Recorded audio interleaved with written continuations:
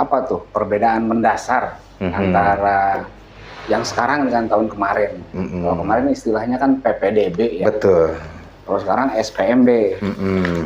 Apakah memang zonasinya betul-betul hilang 100% atau seperti apa? Contoh di Kuningan itu kan banyak memang sekolah favorit sebutannya itu, ya. Ya.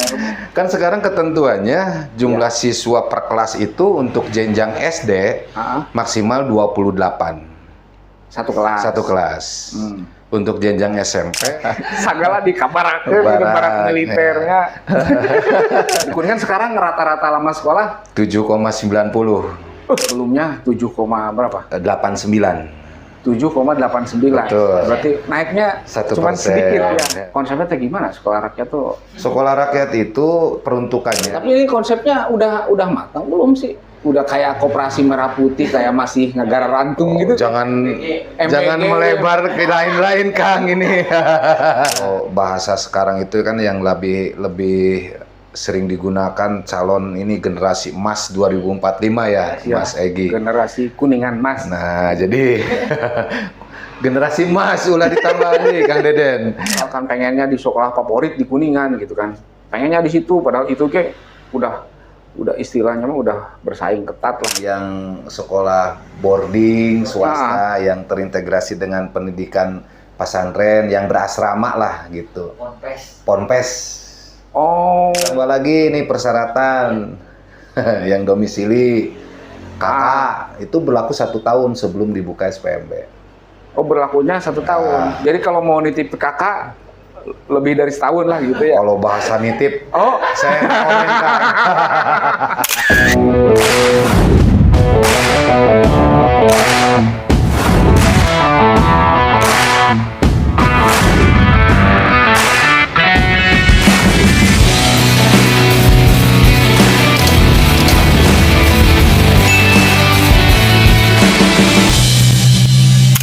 Assalamualaikum warahmatullahi wabarakatuh. Pemirsa Kuningan Mas Channel, kita kembali ke podcast Kuningan Mas. Menghadapi penerimaan siswa baru, nih ada isu yang perlu diangkat karena Pak Menteri pernah mengatakan bahwa sistem zonasi itu dihapuskan. Nah, kita akan bincang-bincang langsung mengenai sekarang istilahnya kan berbeda ya. Penerimaan siswa baru tahun ini nih, kita langsung ngobrol sama PIC-nya, jadi penanggung jawab SPMB. Betul. Ya, Kang. Jadi sengaja kita hadirkan nih PIC-nya, kita undang, kita culik pemirsa. Dan beliau namanya adalah Kang Deddy Mulyadi.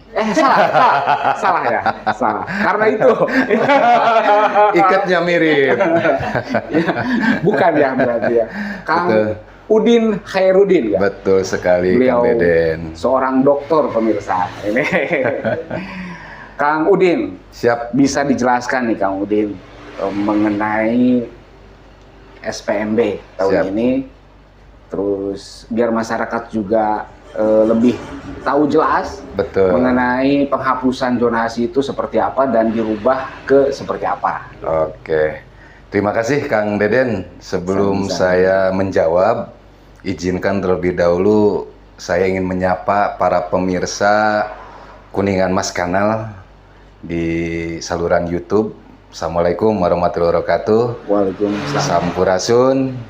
Sampai. Terima kasih Kang Deden. Sebelumnya saya aturkan atas undangannya untuk bisa berbincang-bincang dan menyampaikan informasi terkait dengan tahapan pelaksanaan SPMB, sistem penerimaan murid baru. Tahun pelajaran 2025-2026. Tentunya mudah-mudahan melalui saluran Kuningan Mas Kanal YouTube ini bisa memberikan informasi dan memberikan pemahaman serta edukasi bagi masyarakat, khususnya orang tua siswa yang memiliki anak di usia siswa kelas 6 yang akan melanjutkan ke SMP. Ataupun yang usia kelas 9 yang lulus dari SMP dan melanjutkan ke SMA atau SMK atau sederajat ya. Begini Kang Deden, memang betul bahwasannya di tahun pelajaran sekarang ini pemerintah melalui Kementerian Pendidikan Dasar dan Menengah melalui Permendikdasmen nomor 3 tahun 2025 ini mengatur tentang sistem penerimaan murid baru, di mana pada tahun sebelumnya di tahun 2024 mengenai ketentuan PPDB ya, itu diatur di dalam Permendikbud nomor 1 tahun 2021. Nah, tentunya dengan terbitnya Permendikdasmen tersebut, kita sebagai pengguna kebijakan dari pemerintah pusat harus dapat mensosialisasikan kepada seluruh masyarakat bagaimana ketentuan tahapan jadwal pelaksanaan SPMB-nya, mengenai ketentuan daya tampungnya, mengenai ketentuan sebaran wilayahnya yang nanti akan dijadikan sebagai pedoman dalam penentuan jalur domisili. Kemudian bagaimana jalur-jalur dalam SPMB itu tersampaikan kepada masyarakat.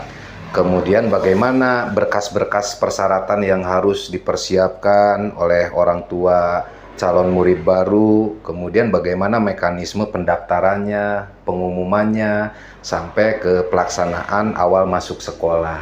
Nah, jadi di dalam dalam Permendikdasmen nomor 3 tahun 2025 ini sudah jelas rangkaian tahapan-tahapan termasuk ketentuan-ketentuan yang menjelaskan mengenai sistem penerimaan murid baru. Demikian Kang Deden. Ya. Berarti apa tuh perbedaan mendasar antara yang sekarang dengan tahun kemarin? Kalau kemarin istilahnya kan PPDB ya. Betul. Kalau sekarang SPMB, apakah memang zonasinya betul-betul hilang 100% atau seperti apa? Gitu? Betul. Nah, kalau sepengetahuan saya, Kang Deden, membaca dari kedua permen tersebut, yang pertama nomor 1 2021 dan Permendikdasmen nomor 3 tahun 2025, itu ada beberapa perbedaan. Pertama, kalau di Permendikbud ya, nomor 1 itu menjelaskan mengenai ketentuan jalur ya. Jalur penerimaannya itu kan ada 4. Yang pertama zonasi, prestasi, afirmasi, dan prestasi. Ya. Nah, kalau di SPMB menurut Permendikdasmen nomor 3 tahun 2025 jalur penerimaannya sama, ada 4. Nah, cuman yang membedakan itu yang semula zonasi berubah menjadi domisili. Domisili. Oh, jadi beda istilah itu aja. Beda istilah. Oh. Jadi dari jalur domisili ini setiap calon murid baru ya dipetakan berdasarkan wilayah domisili, dan yang kedua berdasarkan radius jarak antara sekolah dengan jarak tempat tinggal. Nah, dalam ketentuan sistem penerimaan juga kan itu diatur mengenai kuotanya. Jalur domisili untuk jenjang SD itu kuotanya 80%. 80% ya, domisili. Betul. Ya. Jadi wilayah administratif di desa A. Ya. Kemudian yang kedua jalur domisili untuk jenjang SMP itu kuotanya 50%. Oh, 50%. 50%. Kalau sebelumnya berapa persen? Kalau sebelumnya sebenarnya hampir sama 50% tahun kemarin juga, betul. Karena SD, di dalam Permendikdasmen untuk ketentuan kuota domisili itu sekurang-kurangnya 40%. Untuk kuota domisili atau zonasi kalau tahun kemarin. Ya. Seperti itu. Kalau gitu berarti perbedaannya cuma istilah doang kalau gitu ya? Kalau dikatakan istilah sih hampir sama, cuman dari sisi ketentuan teknis aja. Jadi pemetaan wilayah berdasarkan desa penyangga ataupun sekolah-sekolah penyangga plus dari radius. Jadi ada ketentuannya. Kalau kemarin mah radius aja. Betul. Jadi Kalau sekarang dengan terbitnya Permendikdaspen ini mendorong semangat pemerataan pendidikan, Kang. Ada aksesibilitas pendidikan. Jadi diharapkan melalui kebijakan ini tidak terjadi ketimpangan dalam penerimaan calon murid baru. Mungkin harapan besar juga kita di Kuningan dengan jumlah sekolah jenjang SD sebanyak 637 sekolah dan jenjang SMP sebanyak 121 sekolah yang terdiri dari 71 sekolah negeri, 7 sekolah satap dan 43 sekolah swasta dengan jumlah daya tampung itu sekitar 18.091 diharapkan bisa terisi semua oleh calon murid baru. SMP SD ini total. SMP. Kalau SD daya tampungnya itu sekitar 26.558. Ini berdasarkan data yang kami peroleh dari Dapodik dan input laporan dari setiap satuan pendidikan. Ini kan bicaranya khusus naungan Disdik ya, bukan Kemenag ya. Bukan, ya. Angka segitu tuh. Betul, ya. Betul. Mungkin kalau digabungkan dengan sekolah-sekolah yang di bawah naungan Kemenag, mungkin jumlahnya akan lebih banyak lagi, Kang. Ya. Gitu. Nah, Kang, kalau kasus-kasus sebelumnya yang selalu viral gitu kan dalam sistem zonasi itu kan mengenai radius tadi kan, radius kok ada yang jaraknya dekat kalah sama yang jauh, misalkan gitu. Terus ada juga yang sejak sebelumnya sudah titip kakak cenah gitu kan. Nah itu hal-hal seperti itu sudah dievaluasinya seperti apa tuh? Ya, berkenaan dengan ketentuan jalur penerimaan domisili, sebenarnya kami juga di lingkup Disdik sudah melakukan evaluasi agar di tahun sekarang penerimaan SPMB ini berjalan sesuai dengan harapan kita bersama yang merujuk pada ketentuan Juknis.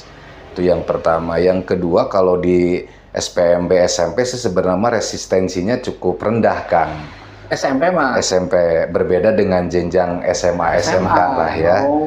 Jadi kalau yang jenjang SMP untuk penerimaan di jalur domisili itu cukup kecil karena rata-rata sekolah yang akan menerima calon murid baru itu sudah dipetakan wilayahnya dan sudah berupaya untuk melakukan pendataan calon murid baru sebelum nanti dibuka pendaftaran. Jadi sekolah-sekolah itu sudah punya gambaran berapa jumlah calon murid baru yang nanti akan diterima. Cuman pada kesempatan ini Kang Deden saya juga menghimbau terhadap orang tua siswa, terutama yang memiliki anak yang akan melanjutkan ke jenjang sekolah tinggi baik dari SD ke SMP, SMP maupun SMA SMK. Ini kan perlu diberikan edukasi. Tentunya setiap orang tua menginginkan anaknya bisa melanjutkan ke sekolah-sekolah yang diinginkan, memberikan motivasi sehingga anaknya itu bisa diterima. Nah, tetapi dalam hal ini, dalam penerimaan SPMB kan ada ketentuannya, ada aturannya, termasuk dalam penerimaan SPMB yaitu yang jalur penerimaan.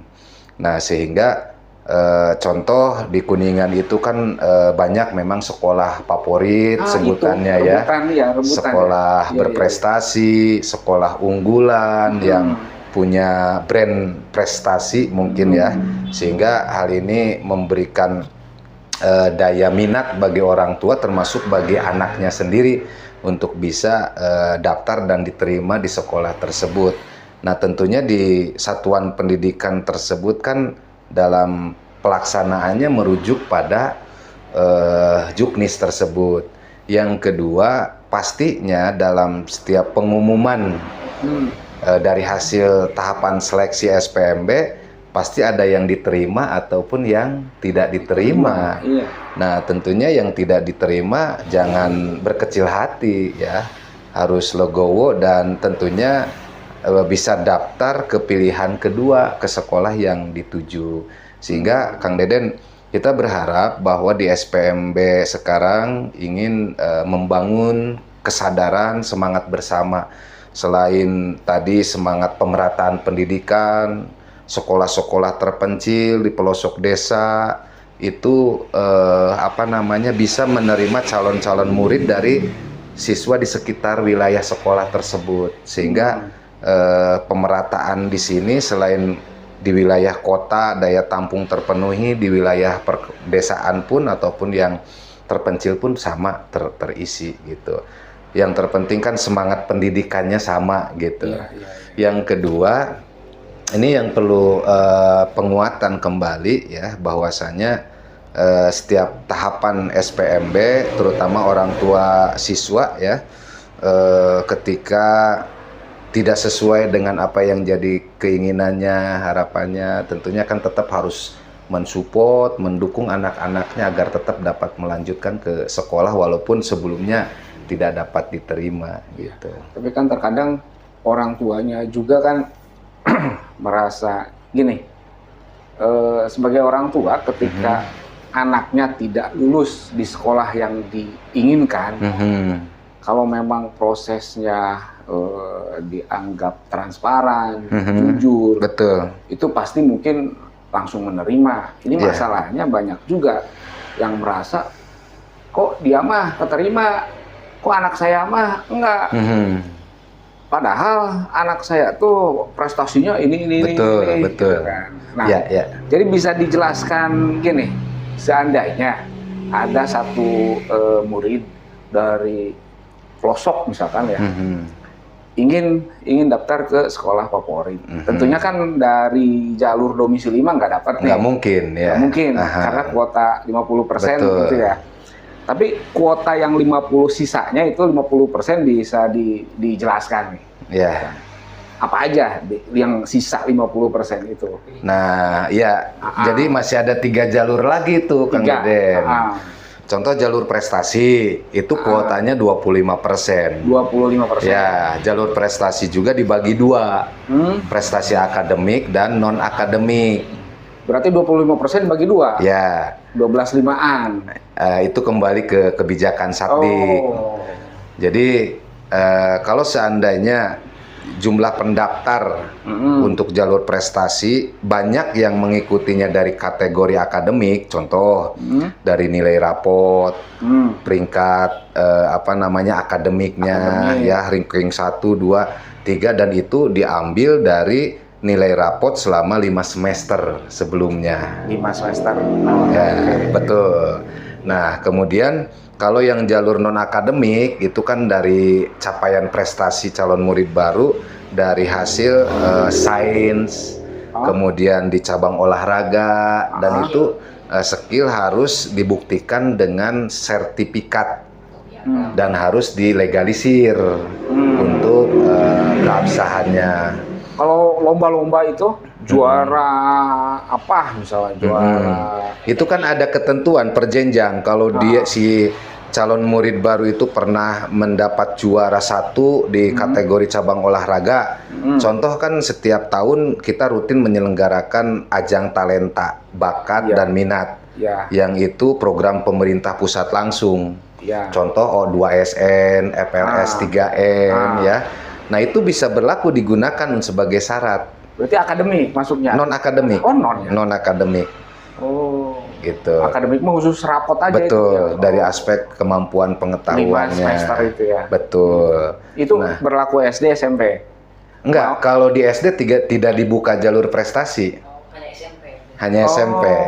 Kalau SD hanya 3 jalur penerimaan. Yang pertama jalur domisili, afirmasi, dan perpindahan tugas orang tua. Oh, perpindahan. Betul. Nah, kalau yang SMP selain tadi jalur prestasi, ada juga jalur afirmasi. Afirmasi itu? Betul. Afirmasi itu dari kalangan keluarga yang maaf tidak mampu. itu kuotanya 15%. 15%. Betul. Dibuktikan dengan Ya, pertama punya kartu PKH atau kartu PIP ya yang diterbitkan oleh Dinas Sosial ya. Nah, kemudian yang terakhir itu jalur perpindahan 10% itu. ya 10%. Jadi, nah kalau seandainya dalam tahapan SPMB tersebut ternyata yang jalur perpindahan orang tua karena tugas itu tidak ada pendaftarnya. Nah, 10% itu bisa digunakan untuk pemenuhan jalur domisili. Oh, ke domisili. Ke domisili, betul. Nanti ketika melihat jumlah pendaftar dari jalur domisili banyak, nah ditambahkan lagi 10%. Itu pun kalau yang jalur perpindahan tugas orang tua tidak ada pendaftarnya atau kosong. Nggak bisa ke jalur prestasi kuotanya dikasih. Tapi itu kebijakan ke Satdik sendiri sih, melihat dari jumlah pendaftar dari masing-masing jalur penerimaan. Tapi emang domisili emang banyak, maksudnya radius tadi kan ya. Terus wilayah administrasi. Wilayah administrasi. Betul. Emang banyak juga ya, bisa lebih dari 50% ya. Kan sekarang ketentuannya jumlah siswa per kelas itu untuk jenjang SD maksimal 28. Satu kelas. Satu kelas.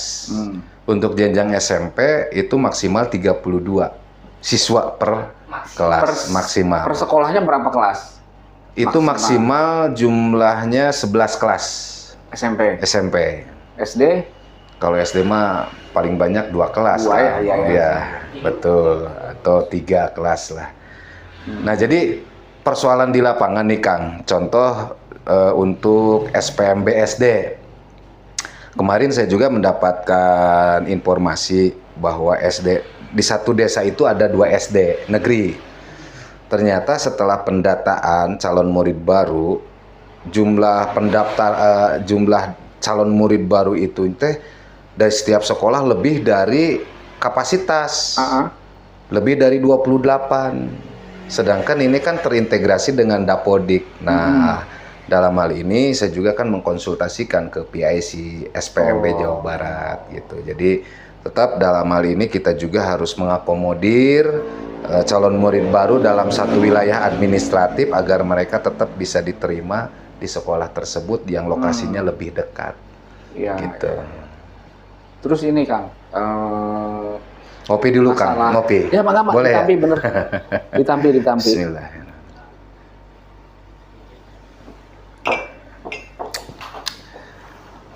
Kita bicara tentang uang nih kayaknya. Sebenarnya masuk SD itu ada biaya nggak sih, Kang? Masuk SMP juga apakah ada biaya nggak sih? Ya. Ini sebenarnya mungkin pertanyaan yang mewakili orang tua siswa ya Kang. Itu. Jadi kami juga Kang di Disdik menghimbau, bahkan di dalam Juknis disampaikan, dan ini amanah di dalam Permen Dikdasmen, bahwa selama pelaksanaan penerimaan SPMB seluruh Satdik dilarang untuk melakukan pungutan biaya apapun. Berarti 0 rupiah? Gratis. Proses pendaftaran gratis. Biaya seragam, biaya apa gitu? Oh, kalau itu kan beda lagi kalau seandainya siswa sudah diterima. Oh, sudah diterima. Nah, ini kan sebenarnya berkenaan dengan kebutuhan untuk siswa baru. Nah, semenjak apalagi ini kan sudah ada larangan. Iya, Kang Deddy kan keras menyampaikan menjual ABCD dan sebagainya. Nah, makanya dalam hal ini kami juga kan tetap di Disdik mengingatkan, menghimbau, dan terus mengawasi bagaimana pelaksanaan pendidikan di setiap satuan pendidikan ini on the track. Gitu. Berarti daftar mah nggak bayar gitu kan? Paling kebutuhan-kebutuhan untuk materai itu kan kebutuhan personalnya. Jadi tidak ada biaya pungutan pendaftaran, nggak ada. Kecuali sudah keterima, baru daftar ulang istilahnya. Ada daftar ulang. Oh, daftar ulang ada. Daftar ulang, betul. Biasanya daftar ulang untuk apa aja tuh? Kan bukannya ada dana pos. Daftar ulang itu untuk mengkonfirmasi setelah si calon murid itu diterima daftar ulang. Gitu, mendaftar ulang, mengkonfirmasi bahwa si calon murid baru itu betul diterima dan siap untuk menjadi peserta didik di sekolah tersebut. Oh, Gitu. Kan bisa aja setelah pengumuman nih dinyatakan lulus, ternyata anak tersebut berubah pikiran atau orang tua siswanya itu pindah tugas dan harus memungkinkan keluarganya dibawa. Nah, setelah pengumuman kan, makanya ketika ada hal-hal seperti itu harus segera terkonfirmasi.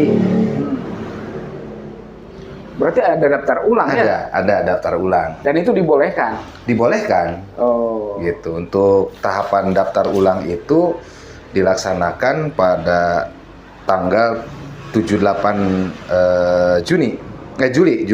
Oh, bulan Juli. Ya, Juli. Itu daftar ulang. Kalau daftar PES SPMB mah sejak 19 sampai 30 Juni. Oh, Juni ya. Ya. Juni. Ya. Itu SPMB. Kalau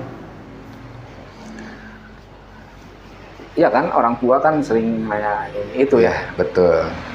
Dan biasanya untuk sistem pendaftaran Kang itu dikolektif oleh pihak sekolah. Kalau yang mau melanjutkan ke SMP dikolektif oleh sekolah SD, ataupun mau daftar perseorangan pun oleh orang tuanya langsung itu bisa. Selama persyaratan-persyaratan yang telah ditentukan itu terpenuhi. Ya, gitu. Ya. Oh. Berarti itu pemirsa, orang tua yang mau mendaftarkan ya. Berarti tanggalnya tadi bulan Juni. Ya, 19 sampai 30 Juni. Sampai 30 itu daftarnya. Berarti diawalinya biasanya serentak atau jalur domisili dulu? Serentak. Misal. Serentak ya. Betul. Pada saat itu. Betul. Boleh daftar apa aja gitu. Betul. Ya. Betul. Dan nanti bulan Julinya baru pengumuman gitu ya. Dan ada daftar ulang. Dan awal masuk sekolah tanggal 14 Julinya. 14 Juli. Betul. Oke.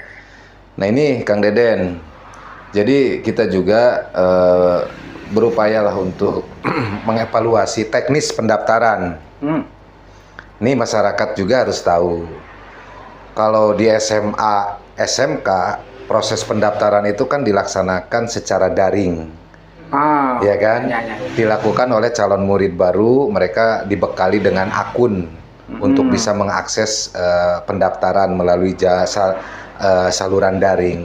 Nah, di jenjang kalau di SD ini bisa digunakan dengan kombinasi daring bisa, luring bisa. Ini tergantung dengan kemampuan akses aplikasi, internet, ataupun ketersediaan sarana lainnya. Sarana ya. Nah, kalau SMP pun demikian, karena di dalam ketentuan Juknis kami tidak memaksakan.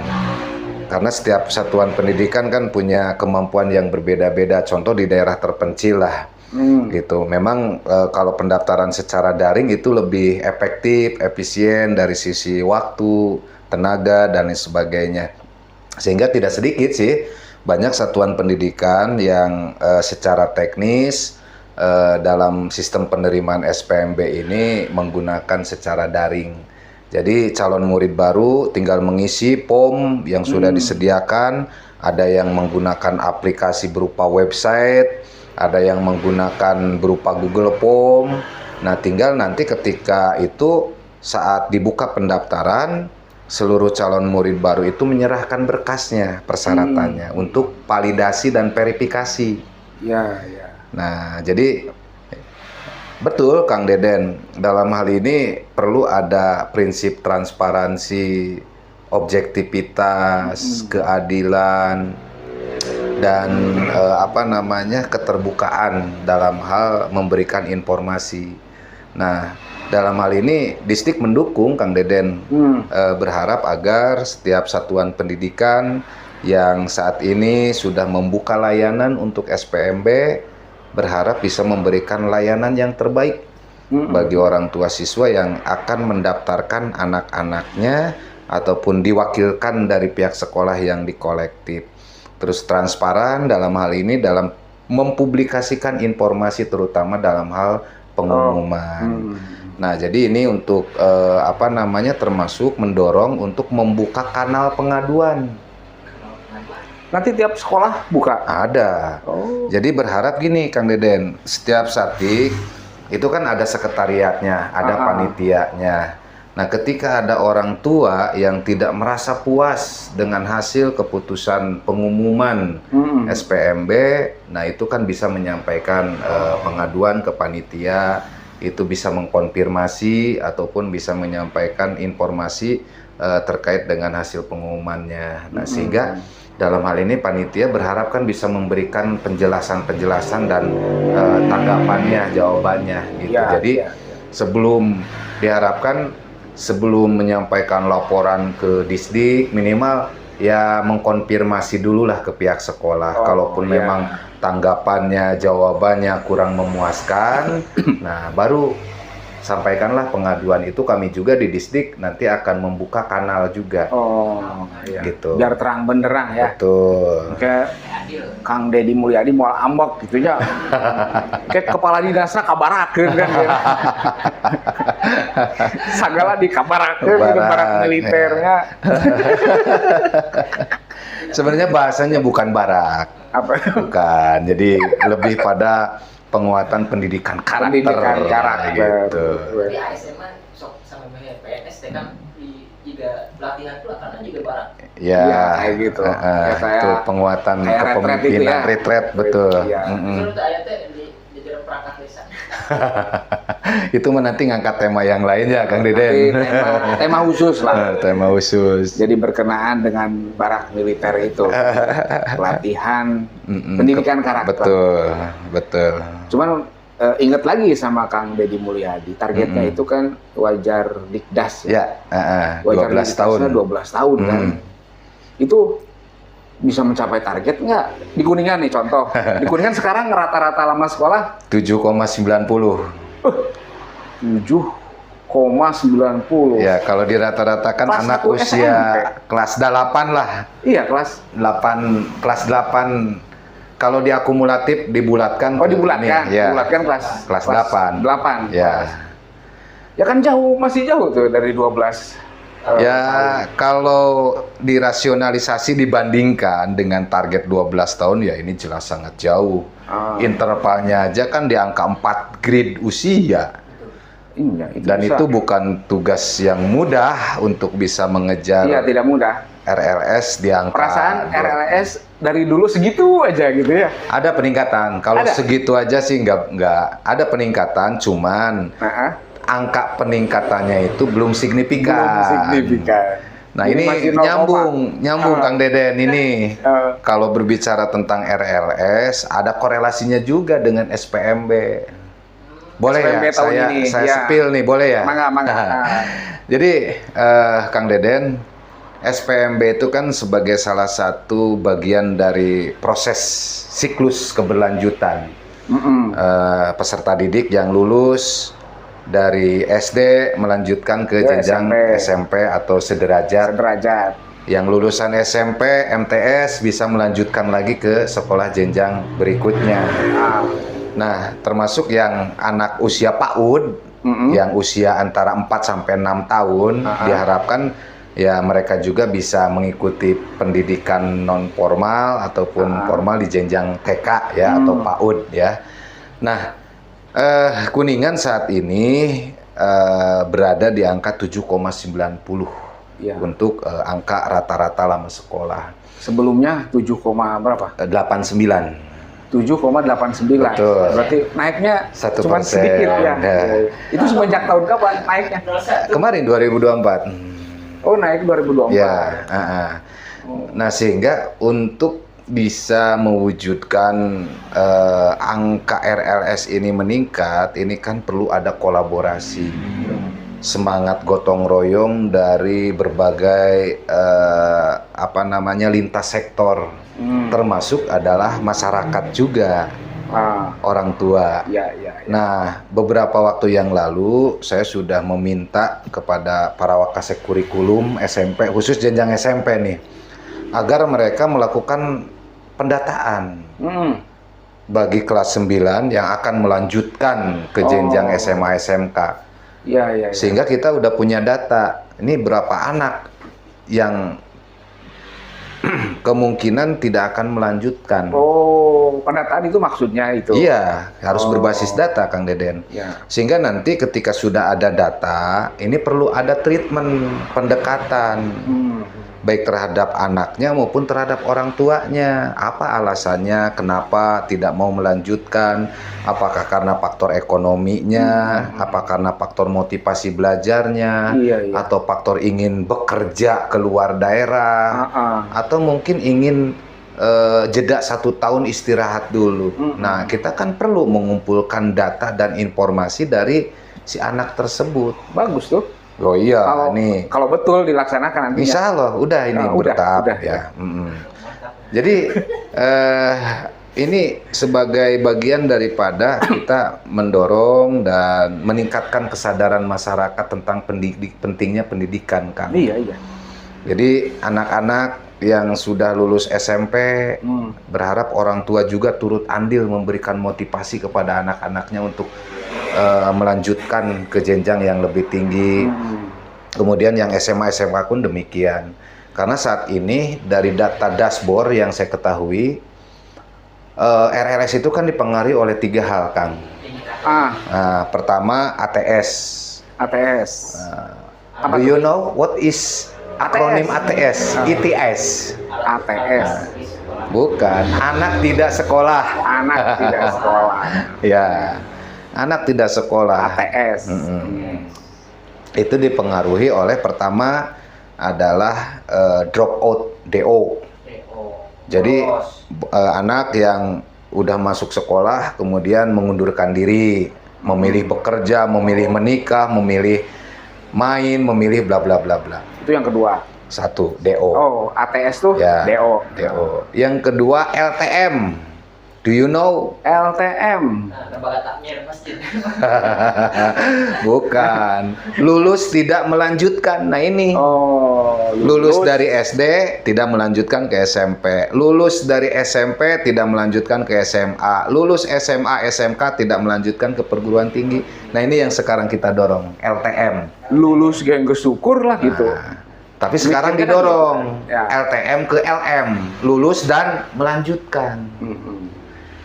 Gitu, Kang Deden. Dan yang terakhir ini apa?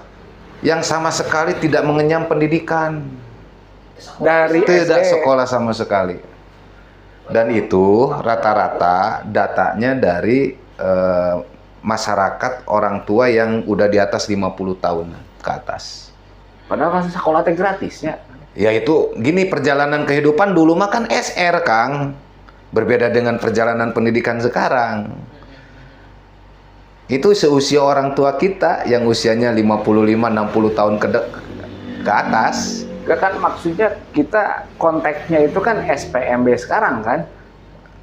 Iya, ini mah yang tidak melanjutkan, tidak pernah mengenyam sekolah sama sekali. Itu datanya data yang dari orang tua, yang data siswa, bukan data siswa, data masyarakat yang usianya di atas 55 tahun ke atas. Itu masih ada. Berarti kalau dijumlahkan ya dari tadi ATS, terus apalagi? LTM, DO, LM enggak ya, DO ya. LTM itu lulus tidak melanjutkan. Itu hampir sekitar 6.000, Kang, kalau tidak salah dari dashboard. Paling banyak berarti?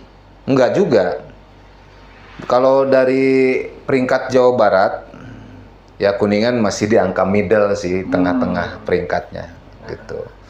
Makanya melalui SPMB sekarang kita berharap kesadaran dari orang tua, masyarakat untuk memotivasi, kemudian mensupport anak-anaknya untuk bisa dapat melanjutkan. Nah, adapun persoalan-persoalan sekarang dari hal maaf ya, dari kalangan ekonomi menengah ke bawah, kadang Iya. yang jadi kendala persoalan itu untuk kebutuhan sehari-hari dan lain sebagainya. Nah, makanya kan ada program pemerintah namanya PIP, ya kan? KIP, yang mudah-mudahan itu kan bisa membantu walaupun nominalnya tidak besar, adalah support untuk pemenuhan kebutuhan bagi anak itu sendiri. Iya kan, padahal pendidikan udah gratis kan. Betul. Ya, sudah ada dana BOS. Berarti kan masalah pembiayaan sebetulnya udah selesai kan? Betul, tinggal biaya hidup aja gitu. Biaya kehidupan kan itu kan berbeda dengan biaya sekolah, gitu kan ya. Ya untuk uang jajan bagi anaknya Uang mungkin jajannya. ya. Sekolah. Jadi mending ke sekolah gitu. Gitu. Banyak faktor XX deh. Udah aja kalau yang nggak melanjutkan dimasukin barak militer. Ya itu nanti tinggal bagaimana program itu bisa menampung atau enggak gitu. Tapi jenama kota lain sekolah rakyat. Nah, sekolah rakyat gimana tuh? Sekolah rakyat. Ini di luar tema kita ini, obrolan kita tentang SPMB. SPMB, iya ya. Tapi yang saya tahu Kuningan kan Sekilas kemarin aja. ya sudah melakukan survei. Rencana tempatnya itu kan di daerah Cikandang. Luragung di sana. Jadi udah survei untuk tempatnya dan lain sebagainya, Kang. Berarti konsepnya kayak gimana sekolah rakyat tuh? Sekolah rakyat itu peruntukannya pertama sasarannya bagi siswa yang berasal dari kalangan masyarakat menengah ke bawah. Ke bawah aja. Ya, sebenarnya untuk yang siswa berprestasi pun bisa. Gitu.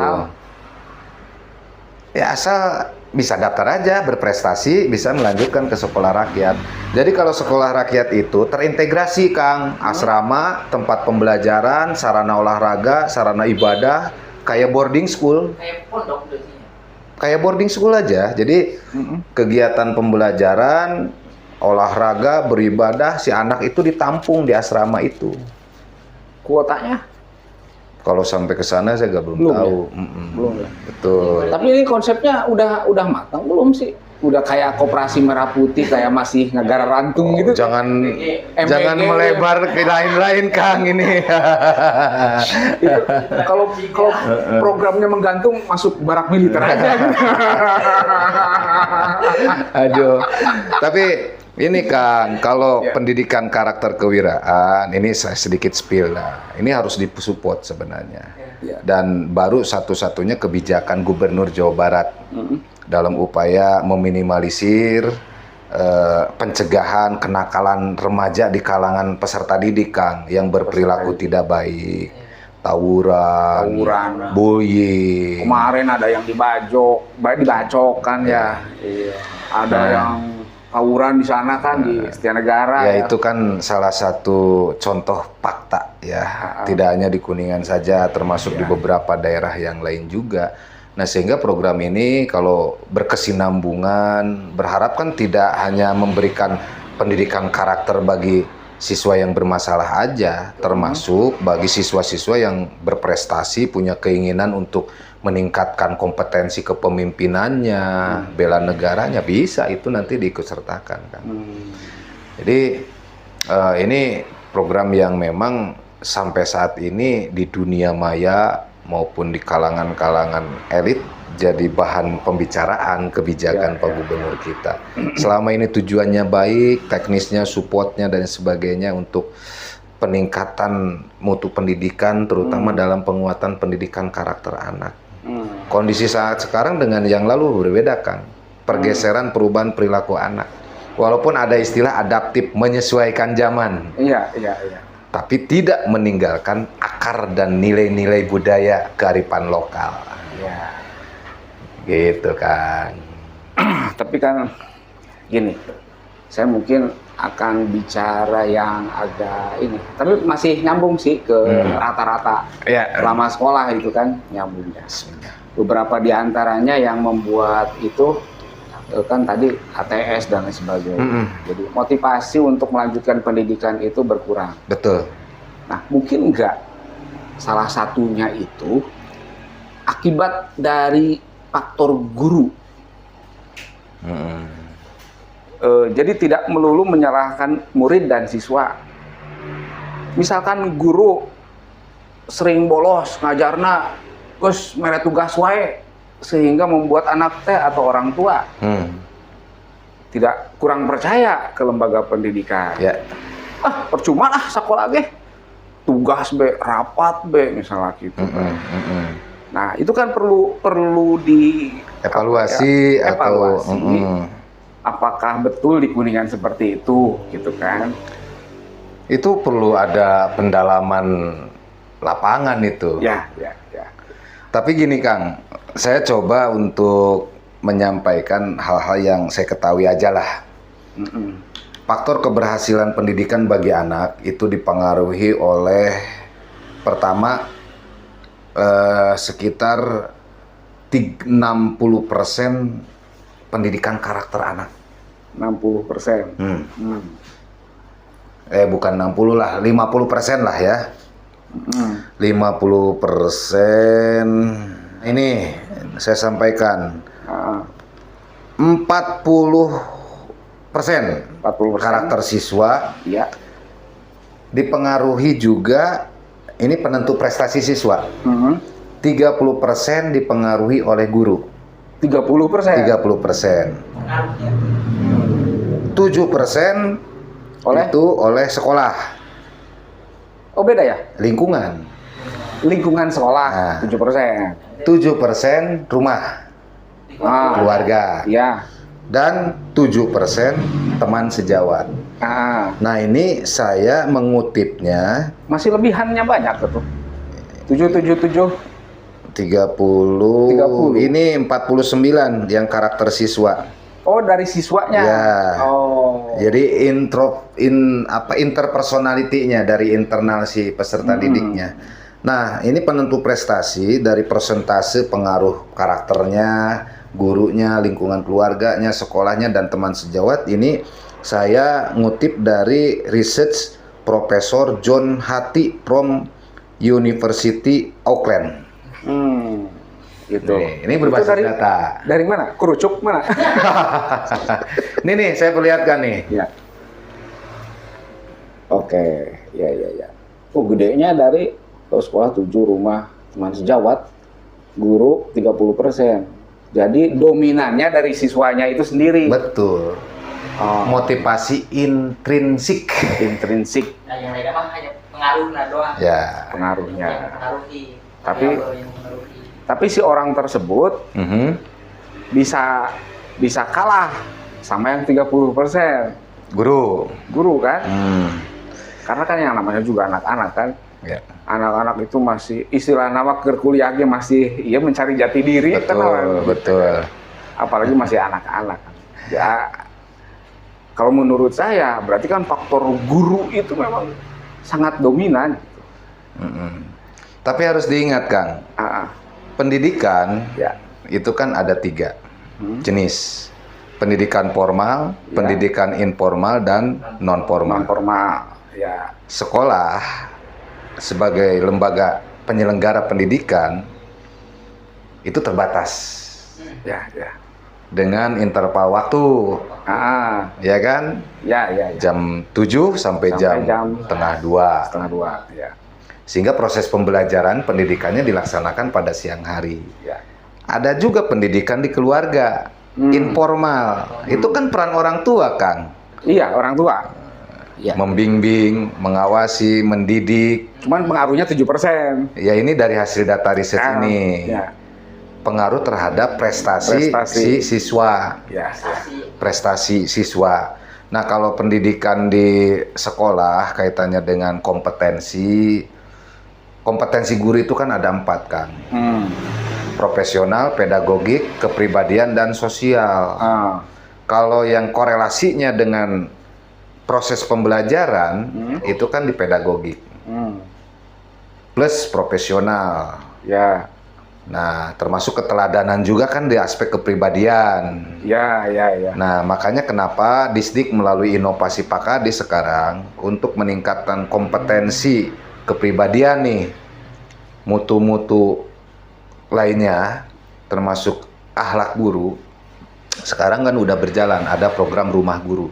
Rumah guru teh kayak barak militer gitu. Oh bukan, barak militer. Terus. Itu akronim dari ruang peningkatan mutu dan akhlak guru. Ini bagian daripada ikhtiar lah ya. Disdik bagaimana agar kompetensi guru terus meningkat, layanan pembelajarannya dan persoalan-persoalan lainnya, sehingga arah dan tujuan daripada ruh pendidikan itu di satuan pendidikan tempat mereka bertugas itu lebih baik lagi. Ya. Gitu kan. Ya bagus lah kalau Pau lihat sepak terjangnya ya. Inovasinya luar biasa lah. Ya. Dan jangan lupa Kang Deden, ini balik lagi ke SPMB. SPMB ya. Ya. Barangkali sebelum podcast ini ditutup nih, boleh saya menyampaikan harapan closing ya. Jadi kepada seluruh masyarakat Kabupaten Kuningan, khususnya orang tua siswa yang memiliki anak-anaknya yang akan melanjutkan ke jenjang sekolah yang lebih tinggi, semoga informasi yang saya sampaikan ini bermanfaat, informasi yang bisa memberikan edukasi serta pemahaman terkait dengan tahapan dan teknis penerimaan SPMB di tahun 2025. Siapkan berkas persyaratan dan tentunya untuk mendapatkan informasi-informasi mengenai SPMB, Bapak Ibu bisa menghubungi atau datang ke panitia SPMB di satuan pendidikan yang dituju untuk konsultasi mengenai persyaratan, tahapan, teknis dan lain sebagainya, sehingga bisa dipersiapkan dari sekarang. Ketika pas dibuka pendaftaran itu sudah langsung bisa mendaftarkan diri. Yang kedua tentunya dalam upaya meningkatkan angka lulus melanjutkan, ya ini sebuah tantangan bagi kita bersama Kang, bahwa peran orang tua juga cukup signifikan untuk mempengaruhi anaknya agar terus membangun spirit motivasi agar bisa melanjutkan sekolah kembali. Bisa meraih apa yang dicita-citakan oleh anak-anak kita semua yang notabene merupakan calon generasi penerus bangsa, calon-calon pemimpin kita di masa yang akan datang. Kalau bahasa sekarang itu kan yang lebih sering digunakan calon ini generasi emas 2045 ya, Mas Egi. Generasi Kuningan Mas. Nah, jadi generasi emas ulah ditambah nih Kang Deden. Nah, jadi bagaimana untuk mewujudkan agar pelaksanaan SPMB ini merujuk pada ketentuan Juknis, satuan pendidikan juga harus bisa memberikan layanan informasi, membuka ruang dalam sistem SPMB yang berlaku di tahun pelajaran sekarang, dan kita berharap bahwa di tahun pelajaran sekarang daya tampung yang tersedia di jenjang TK, SD maupun SMP itu semua terpenuhi oleh calon murid baru. Itu yang pertama. Yang keduanya, kami juga berharap bahwa nanti dalam perjalanan SPMB apabila ada hal-hal yang kurang puas dengan layanan informasi dari satuan pendidikan, silahkan dikomunikasikan terlebih dahulu dengan satuan pendidikan, sehingga mendapatkan layanan informasi yang lebih terbuka, mendapatkan penjelasan-penjelasan yang dibutuhkan, sehingga SPMB ini bisa berjalan kondusif, tidak ada orang tua yang komplain karena ketidakpuasan anaknya tidak diterima gitu. Jadi mohon doanya aja Kang Deden, saya yang dalam hal ini diberikan amanah untuk bisa menjalankan tugas dengan sebaik-baiknya, dan insya Allah nanti Disdik juga kan akan membuka kanal informasi juga bagi masyarakat yang membutuhkan informasi-informasi mengenai pelaksanaan tahapan SPMB. Gitu, Kang. Oke, manawi gitu. Hatur nuhun. Siap. Sumpingan aja. Sami-sami Kang Deden, saya juga berterima kasih ini udah diundang. Sami-sami, mohon. Ya, karena banyak sih aspirasi dari bawah si orang Betul, tua, betul. terutama orang tua Ya. yang ngomong yang tadi sudah diobrolkan lah seperti itu. Ya, itu ini merupakan mungkin informasi yang tersampaikan melalui podcast di kanal Kuningan Mas bisa tersampaikan ke seluruh masyarakat di pelosok Kuningan khususnya, Kang. Ya. Karena saya yakin masyarakat juga saat ini mereka sedang menanti informasi terbaru. Terus ada yang terlupakan, Kang. Ini mungkin ada orang tua yang berasal dari luar daerah yang ingin anaknya melanjutkan sekolah di daerah kita. Ini terjadi di beberapa sekolah swasta yang terintegrasi dengan pondok pesantren yang berasrama, ya. Jadi ini ada persyaratan pengecualian. Jadi jangan khawatir, yang dari luar daerah yang mondok plus mengikuti pendidikan formal di sekolah SMP, mereka bisa mendaftar dan bisa diterima di sekolah tersebut. Nggak pakai jalur domisili. Enggak. Enggak. Khusus ada pengecualian. Nambah tuh tiap kelasnya nanti. Enggak, kalau jumlah kelas mah kan disesuaikan dengan daya tampung di sekolah tersebut. Gitu. Kalau pembelajaran kan pagi sampai siang. Ya, nggak maksudnya kalau misalkan pengennya di sekolah favorit di Kuningan gitu kan. Pengennya di situ, padahal itu kayak udah istilahnya mah udah bersaing ketat lah. Enggak, ini yang sekolah boarding swasta yang terintegrasi dengan pendidikan pesantren yang berasrama lah gitu. Ponpes. Oh, maksudnya sekolahnya umum tapi sambil pesantren gitu. Oh, modern. Gitu. Ya. Ditambah lagi nih persyaratan yang domisili kakak itu berlaku 1 tahun sebelum dibuka SPMB. Oh, berlakunya 1 tahun. Jadi kalau mau nitip kakak lebih dari setahun lah gitu ya. Kalau bahasa nitip, saya komentar. Di kapan? Berlaku hanya 1 tahun. Ya, berlakunya 1 tahun sebelum ini mau di 1 tahun ke belakang sebelum dibuka SPMB. Ya, gitu. Jadi kalau jenjang SMP mah insya Allah lah untuk hal-hal persyaratan, betul, gitu. Oke. Siap, Kang Deden. Gitu. Terima kasih banyak atas undangannya. Sami-sami. Hatur nuhun. Siap. Ya, Kang Deddy Mulyadi.